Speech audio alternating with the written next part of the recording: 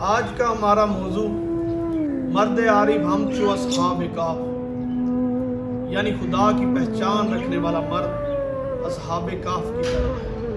مولانا روم مسمی شریف میں فرماتے ہیں، اے بسا اصحاب کاف اندر جہاں، پہلوئے تو پیشے تو ہستی زمان۔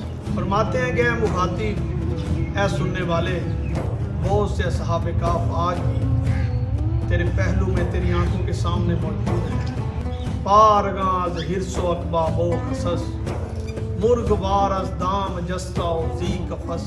فرماتے ہیں کہ یہ لوگ حرص و ہوس، جھکاؤ اور پریشانی سے فارغ ہوتے ہیں، اس پرندے کی طرح جو جال اور پنجرے سے آزاد ہو گیا ہو۔